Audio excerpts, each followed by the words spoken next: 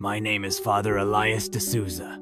I'm a 53-year-old Catholic priest from a small town just outside Louisville, Kentucky. I've served as a parish priest for nearly 35 years. People around here know me well, or they think they do. Ever since I came back from what happened to me 3 months ago, they say something's different. My voice, my presence, even the way I look at them. They ask, "Father, are you okay? You seem changed, and I am." In ways I never imagined. This might sound strange. Impossible even. But I died. For nearly 9 minutes. And in that time, I saw something that shattered every theological box I had built over decades. Something that tore through time, politics, religion, and landed directly in the center of God's heart for America. It started on a Tuesday, July 2025. I had just finished a private morning mass. There were no parishioners present, only me, a candle, and the quiet echo of my own prayers. I had been fasting for several days, not for anything special, just to draw near to God. My spirit had been restless for months. I couldn't shake the sense that something enormous was about to happen to our nation, and perhaps to the church. I stood up to extinguish the candle and felt a sharp pain in my chest. My legs gave way. The wooden floor rushed up at me. The last thing I heard was the sound of the brass chalice clattering to the ground. I later learned that I suffered a massive heart attack. My heart stopped for 8 minutes and 47 seconds. The paramedics told me later they nearly gave up, but I never heard their voices. I never felt their hands on me, because in that moment, I left. I was floating. The chapel looked small from above, almost like a dollhouse. I saw my own body lying there, pale and still. 2 altar boys had come running in, and one of them cried out, his voice echoing in both the physical and spiritual realms. I wasn't afraid. Quite the opposite. I felt peace like a gentle river running through me. Then the light came. Not a light that hurt, not a light that blinded, but a living light. It felt like it had arms welcoming, strong, warm. I began to move through it. Faster than anything I'd ever known, but without fear. Just anticipation. Like a child running toward their father. The next thing I remember is standing in a place that defies human vocabulary.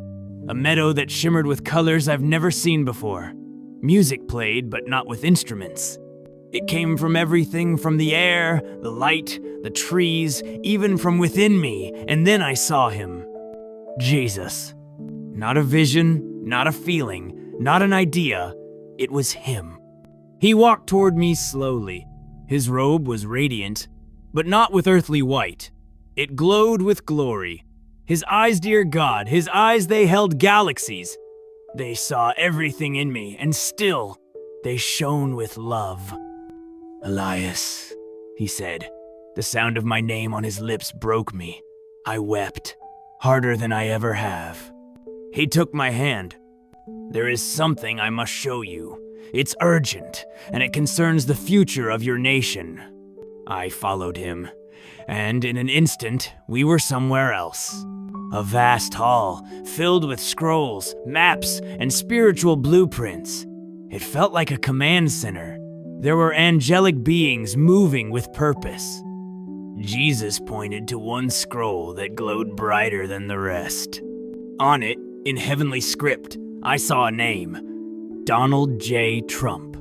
"What you're about to see is not about politics," Jesus said. "It's about prophecy."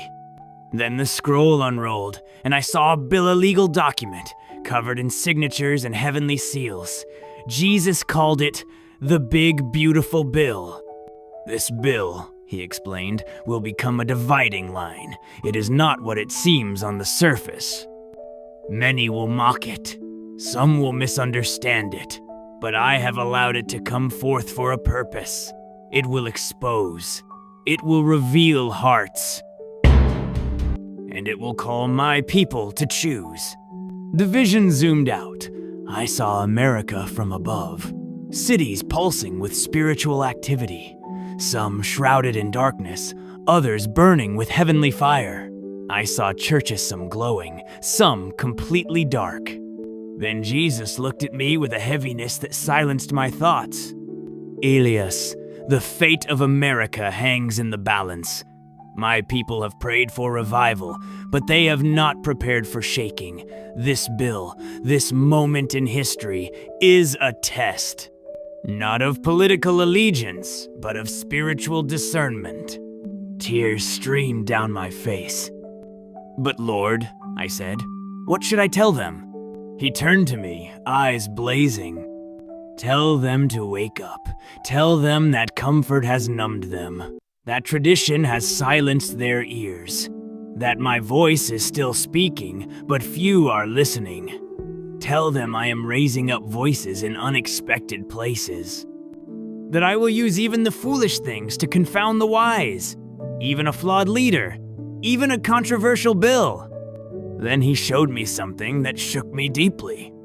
I saw persecution coming to America, subtle at first. Laws disguised as protection, voices canceled, pastors arrested. Then, revival, but only in places where there was great repentance. I cried out, "Lord, is there hope?" He smiled. "Always. As long as there is breath, there is hope. But it will require sacrifice. It will require fasting, unity, holiness. My people must return to Menno in word, but in heart."